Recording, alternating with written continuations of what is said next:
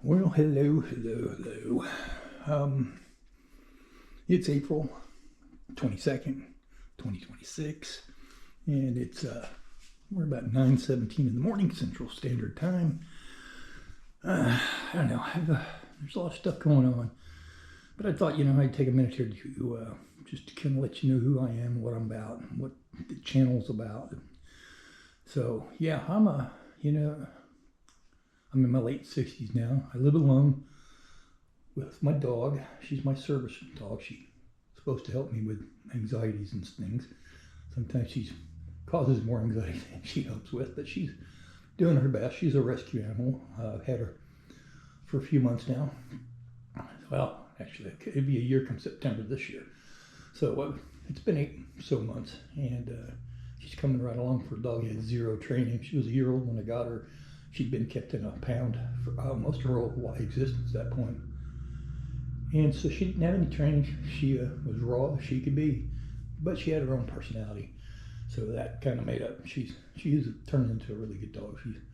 She cannot let me out of her sight, and that's kind of a good thing. She's supposed to always keep an eye on me. The real reason I have that problem is because about 7 going on 8 years ago, my wife of many years raised 3 children. We had property, had 2.5 acres. I had built a freshly built tiny home for my wife at the time.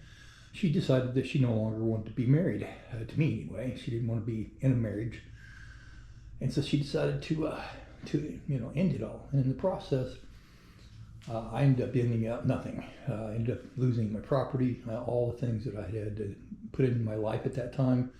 A place that I thought was going to grow old and die and be buried there, and none of that worked out. So now I find myself in a government subsidized apartment in a town. Nobody knows me. I don't know anybody here. I've been here for 7 years and I have not made a single friend. Mostly it's my fault, I guess, because I'm such a recluse. I'm still trying to heal from all that. My children all have children. They all have their own families, and they don't live anywhere near me. I don't hear from them unless they're worried about me trying to come back to live in their house or something.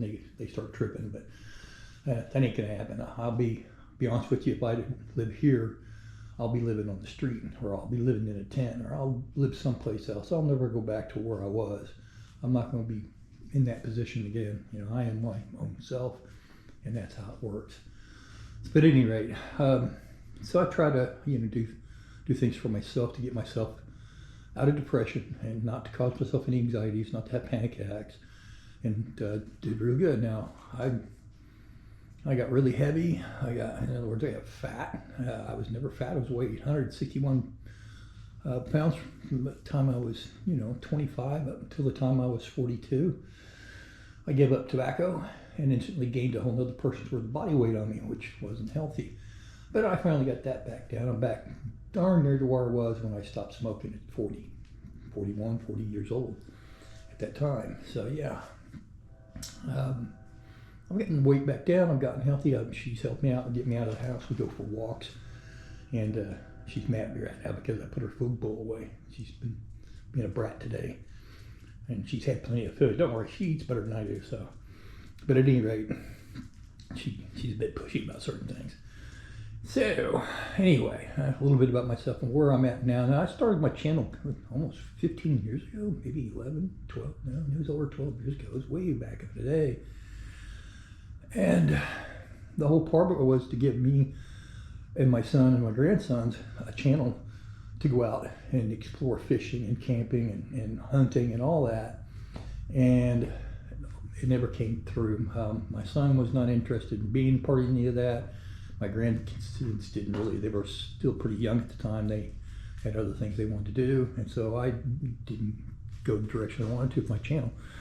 So I just kind of turned it into a hobby.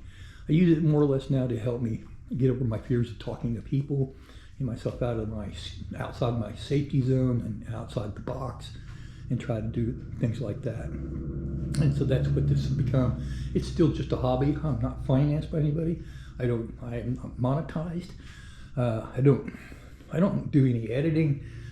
Basically, I don't know how. This is just raw, filmed the way it is, and that's how it is. So I tried to give myself lots of hobbies and things. I got some books and read up on repairing old tube type radios, and I collected a few of those. I've got them around my house here, my apartment. The oldest is a 1937 Crosley, what they call a All-American 5 or a 5-tube hot chassis. I've got, that's it up there. It's a Crosley from 1937. It's a 1942 Philco. This is, I always forget to this, is, starts with a K, a Crosh, something like that. It's from 1946.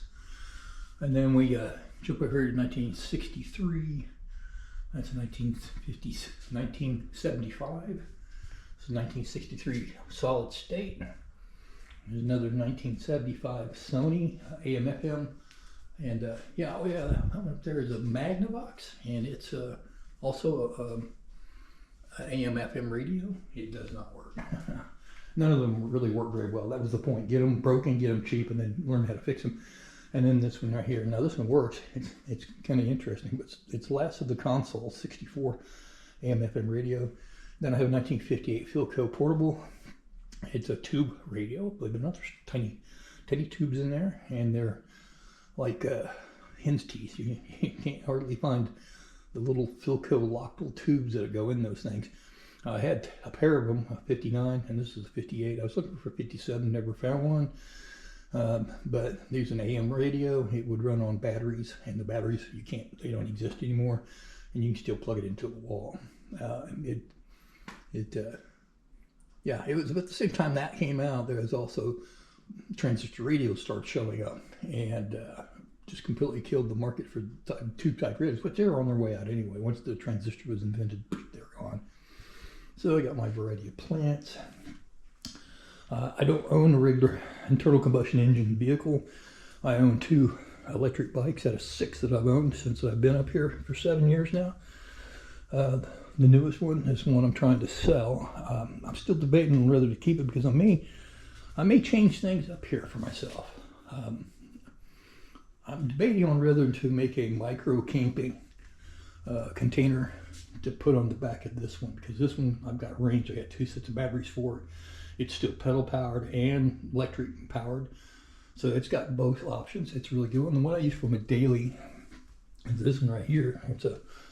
It has no pedals. It's an electric scooter. I call it my mobility scooter. It's 500 watt motor on it, 48 volt battery. It has one setting and one setting only. It's on or it's off. It's go, it's go, it's go. It's got disc brakes, mechanical, and it does really well. It gets me all over town here. It's a small town I live in. I mean, Walmart's a mile in one direction, and everything else a mile this direction. Everything's within a mile of my place here, so this keeps me from having to wear up my legs walking. After probably about 6 or 7 blocks, I get tired of walking.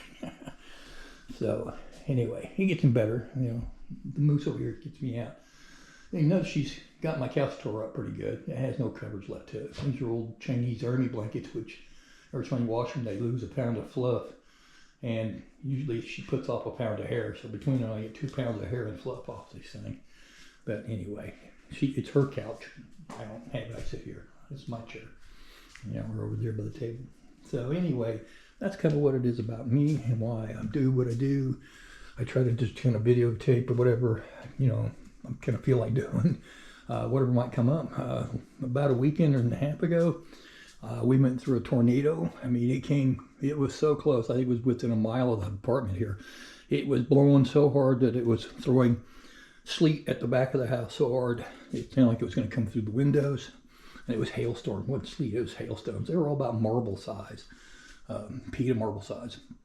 And it was turning into crushed ice as it got blasted the back of the apartment building. And it's completely laid all the grass flat across that field in all the same direction. And you can see where the wind